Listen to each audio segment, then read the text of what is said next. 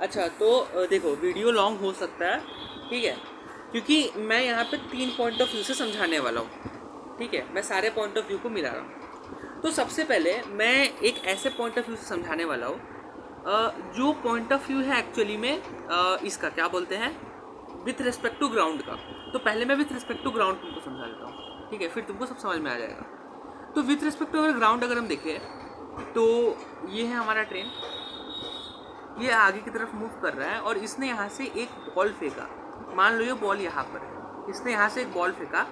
इस बॉल में यहाँ पर ट्रेन का एक्सेलरेशन है v, सॉरी ट्रेन का वेलोसिटी है v और ट्रेन का एक्सेलरेशन है a, ठीक है। सो एट द मोमेंट जब उसने वो बॉल फेंका, उस मोमेंट पर इनर्शिया के कारण जो वेलोसिटी होगी बॉल की वो भी हो जाएगी v, ठीक है, और एक्सेलरेशन ट्रांसफर नहीं होगा।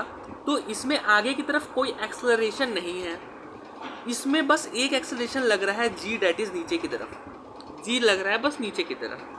तो इस केस में क्या होगा कि ये वाली वेलोसिटी तो कांस्टेंट रहेगी हमेशा, ये वाली वेलोसिटी हमेशा कांस्टेंट रहेगी, ये वाली वेलोसिटी हमेशा कांस्टेंट रहेगी। मतलब इसके द्वारा जो पाथ कवर्ड होगा वो एक मतलब इसके द्वारा जो पाथ कवर्ड होगा वो इस टाइप से होगा, स्ट्रेट लाइन, और इसके द्वारा जो पाथ कवर्ड होगा वो धीरे धीरे बढ़ेगा, ठीक है।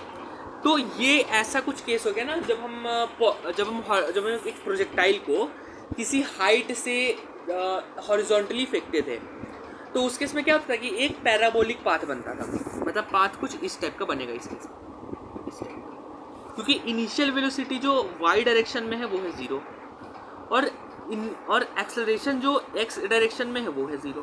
तो ये एकदम सिंपल प्रोजेक्टाइल वाला केस बन चुका है और ये हॉरिजॉन्टल प्रोजेक्टाइल वाला केस है। तो इसमें बनेगी कुछ इस टाइप की, मतलब ये इस टाइप का बनेगा और इसको हम बोलेंगे प्रोजेक्टाइल, मतलब प्रोजेक्टाइल मोशन है, इसको हम बोल सकते हैं पैराबोलिक मोशन टाइप का भी कुछ, ठीक है, पैराबोलिक, क्योंकि इसका जो ग्राफ होगा वो ऐसे हो जाएगा y = x tan theta plus yx², ऐसा करके कुछ इसका ग्राफ बनेगा। तो ये कुछ पैराबोलिक ग्राफ की तरह मतलब दिखेगा। अब काम करते हैं दूसरी चीज़ की, मतलब अब बात करते हैं with respect to the man जो उसके अंदर था, ठीक है। तुमको पैराबोलिक समझ में आएगा, पैराबोलिक किस किस में होगा अगर ग्राउंड के रिस्पेक्ट में अगर तुम देख रहे हो तो। अब मैंने यहाँ पर मैं चूहा बन के बैठ गया, या यहाँ पर मैं इस मैन के रिलेटिव, या मैं खुद वहाँ पे खड़ा हो गया, ठीक है, या इस मैन के रिलेटिव हम ले रहे हैं, ठीक है। तो एट द मोमेंट इस मैन की वेलोसिटी इस डायरेक्शन में भी, इस मैन का एक्सेलरेशन इस डायरेक्शन में, ठीक है। अब होगा ये कि जब ये इस बॉल को फेंकेगा तो इसके पास एक वेलोसिटी आ जाएगी आगे की तरफ, ठीक है। और अगर हम इसके रिलेटिव ले रहे हैं, अगर हम इस मैन के रिलेटिव अगर हम ले रहे हैं तो इसके पास एक एक्सेलरेशन हो जाएगा पीछे की तरफ, जो हो जाएगा ये, इस टाइप की चीज़ें होगी, ठीक है। अब मैंने बताया कि ये जो वेलोसिटी v है ये विथ रिस्पेक्ट टू ग्राउंड है, क्योंकि जब तुम बॉल को फेंकोगे तो ये वाली जो वेलोसिटी होगी ये विथ रिस्पेक्ट टू ग्राउंड मैंने बताया, क्योंकि इनर्शिया से वेलोसिटी ट्रांसफर होती है। पर इस आदमी को क्या लग रहा है, इस आदमी को लग रहा है कि इसकी वेलोसिटी कितनी है, 0 है। तो इस आदमी को लगेगा कि इसकी जो इनिशियल वेलोसिटी वो भी कितनी है, 0 है। या तुम ऐसे भी समझ सकते हो कि ये वाला भी v से आगे बढ़ रहा है, ये बॉल भी v से आगे की तरफ बढ़ेगी, इनिशियल वेलोसिटी इसकी v होगी, तो इसको लगेगा कि मतलब रिलेटिव वेलोसिटी हो जाएगी v - v that will be equal to 0। तो इसकी जो इनिशियल वेलोसिटी है in x axis that is ux वो बराबर होगी 0, ठीक है। और ax की जो वैल्यू होगी, मतलब ax की जो वैल्यू होगी ax, उसकी भी वैल्यू होगी मतलब यहाँ पर -a के बराबर। रिटार्डेशन नहीं बोल सकते इसको, इसको ध्यान रखना, रिटार्डेशन का अलग मतलब है, इसको बोलेंगे डी एक्सेलरेशन। रिटार्डेशन का मतलब अलग है, इसको बोलेंगे डी एक्सेलरेशन, दोनों में फ़र्क होता है, ठीक है, एक चीज़ का फ़र्क होता है। हाँ, कॉमन भाषा में हम यूज़ करते हैं रिटार्डेशन और डी एक्सेलरेशन को as a same quantity, but ऐसा असल में नहीं होता है, ठीक है। तो इसको हम बोलेंगे डी एक्सेलरेशन। सो वो डी एक्सेलरेट कर रहा है, दैट इज ax = -a, ठीक है। अब v वेलोसिटी में मतलब u y की अगर हम बात करें तो वो भी हमारे पास 0 होगी, क्योंकि मतलब हम जब ड्रॉप किए तो इनिशियली कोई नीचे की तरफ वेलोसिटी थी ही नहीं। और अगर हम y एक्सिस के एक्सेलरेशन की बात करें तो वो हो जाएगी g हो जाएगी y की एक्सेलरेशन, ठीक है। तो मतलब इसका कुछ केस ऐसे होने वाला है कि इसकी जो इनिशियल वेलोसिटी है, मैं पूरी बात बता रहा हूँ, इनिशियल वेलोसिटी इसकी जो होगी वो हो जाएगी, मैं कोई भी डायमेंशन नहीं ले रहा, या मैं इसको बोल रहा हूँ इनिशियल स्पीड, इनिशियल स्पीड मतलब मैंने मैग्नीट्यूड ले लिया, दोनों का रिजल्टेंट ले लिया। दोनों का रिजल्टेंट क्या होगा, मतलब v resultant will be equal to zero. V resultant will be equal to zero. Acceleration ना बढ़ेगी ना कम होगी, क्योंकि कांस्टेंट एक्सेलरेशन से ट्रेन मूव कर रहा है, ना बढ़ेगी ना कम होगी। तो इन दोनों के रिलेटिव एक्सेलरेशन मान के चलते हैं कि इस डायरेक्शन में है, वेलोसिटी जीरो है, रिलेटिव एक्सेलरेशन इस डायरेक्शन में है। क्या कोई और फोर्स इस पे एक्ट कर रहा है जो इसका डायरेक्शन चेंज कर सकता है? नहीं कर रहा है, क्योंकि जो फोर्स इस डायरेक्शन में एक्ट कर रहा है, जो फोर्स इस डायरेक्शन में एक्ट कर रहा है, हमने उसका ऑलरेडी कंपोनेंट ले लिया एक्सेलरेशन का, ठीक है।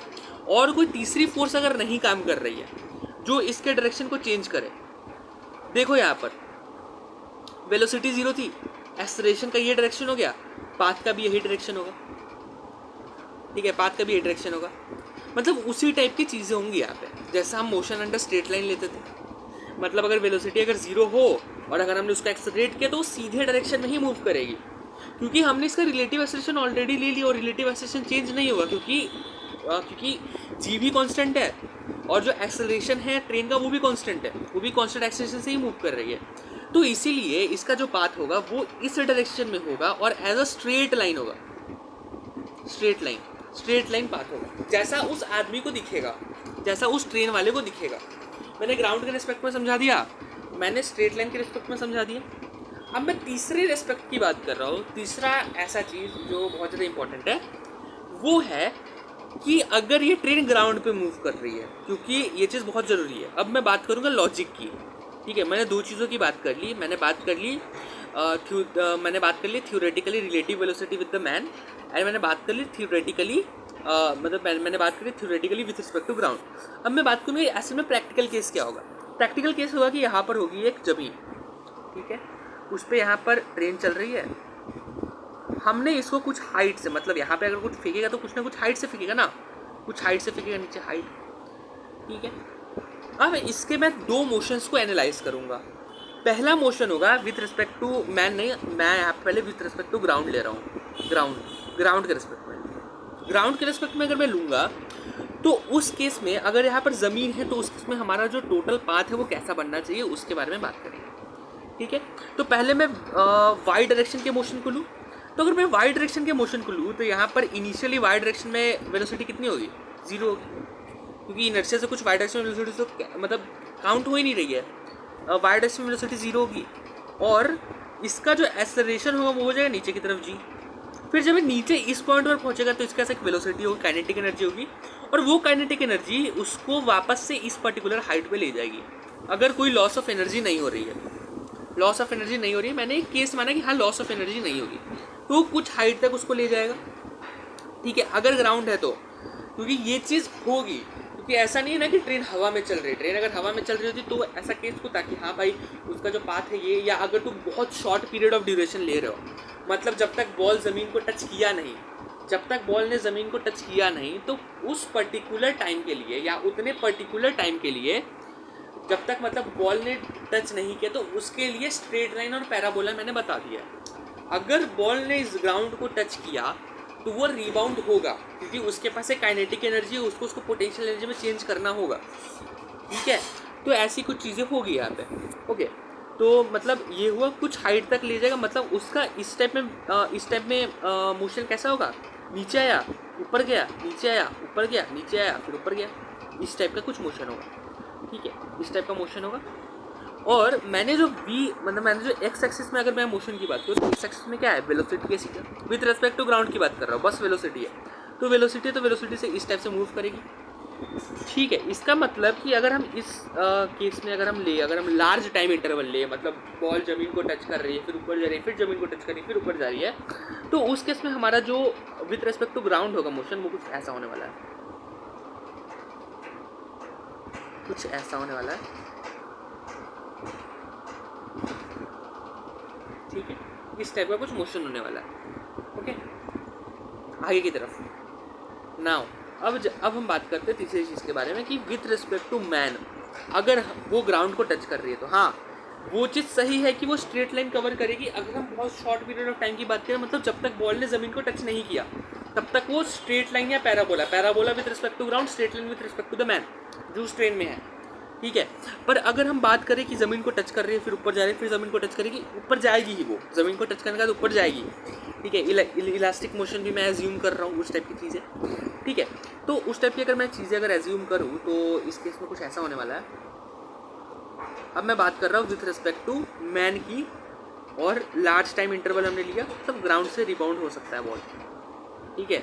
इसके बारे में ऐसा जनरली बात नहीं करता, बट मैं समझा दूँ कि मैंने बोला क्या था एक्चुअली में। तो 10 मिनट का ऑलरेडी वीडियो हो चुका है, ओके। मैं विथ रिस्पेक्ट टू ग्राउंड अब ले रहा हूँ, हर चीज़ को मैं विथ रिस्पेक्ट टू मैन लूँगा, ठीक है। विथ रिस्पेक्ट टू जो बच्चा है उसके अंदर, जिस बच्चे ने उस बॉल को फेंका है वो लूँगा मैं। तो उसके हिसाब से इसकी वेलोसिटी, इनिशियल वेलोसिटी इस मैन के हिसाब से कितनी है, इस चाइल्ड के हिसाब से बॉल की इनिशियल वेलोसिटी 0 है यू डायरेक्शन में, और वाई डायरेक्शन में ऑलरेडी 0 है। मतलब वाई डायरेक्शन में मतलब हम ऐसा बोल सकते हैं कि इसका u x is equal to 0, इसका u y is equal to 0, इसका ए एक्स, इसका जो ए एक्स है, ए एक्स मतलब acceleration in direction of x, वो है -a, और इसका ए वाई जो है मतलब acceleration in direction of y, वो है जी, ठीक है, वो है जी, ठीक है। तो होगा ये कि ये यहाँ से नीचे ड्रॉप करेगा बॉल को, और ये एक स्ट्रेट लाइन होगा, ठीक है।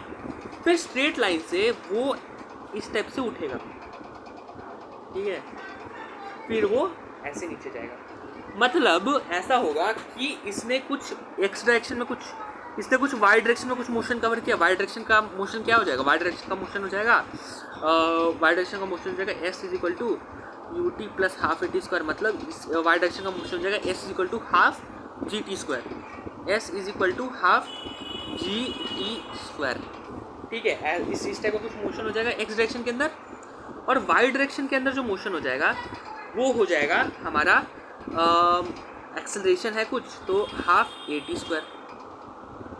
इस टाइप का मोशन कुछ हो जाएगा हमारा वाई डायरेक्शन में, ये हो जाएगा हमारा एक्स डायरेक्शन का, ये हमारा वाई डायरेक्शन का मोशन हो जाएगा, ये हमारा हो जाएगा एक्स डायरेक्शन का मोशन। तो इस टाइप का कुछ मोशन होगा। तो होगा ये कि टी स्क्वायर के साथ साथ हमारा जो ये वाला जो डिस्टेंस है, मतलब जो डिस्टेंस हम एक्स डायरेक्शन में कवर कर रहे हैं वो तो बढ़ते जाएगा, बट वाई चूँकि रिबाउंड हो रहा है, फिर ऊपर जा रहा है, फिर रिबाउंड हो रहा है, फिर ऊपर जा रहा है, तो वो कुछ इस टाइप का रहेगा, मतलब वो हमेशा कॉन्स्टेंट रहेगा इस टाइप से। तो अब यहाँ पे हॉरिजॉन्टल डिस्टेंस ज़्यादा रहेगा, फिर ऐसे बढ़ेगा, तो इस टाइप का कुछ मोशन होगा अगर हम उस बच्चे के रिस्पेक्ट में एनालाइज करें तो। और अगर ग्राउंड से टकरा रहा है तो, अगर ग्राउंड से नहीं टकरा रहा है तो मैंने केस बता दिया। ग्राउंड से नहीं टकरा रहा है तो अब मैं उसको मैथमेटिकल भी समझा, तो मैथमेटिकली भी मैं समझा देता हूँ।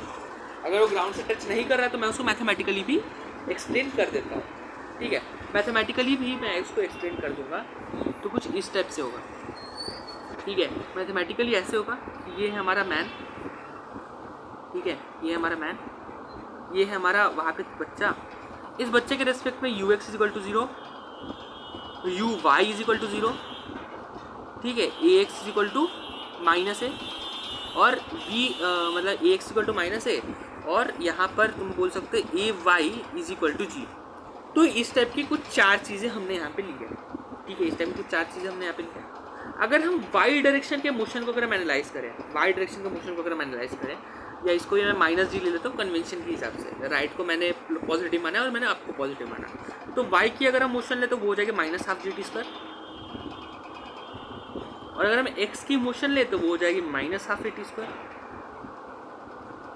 ठीक है।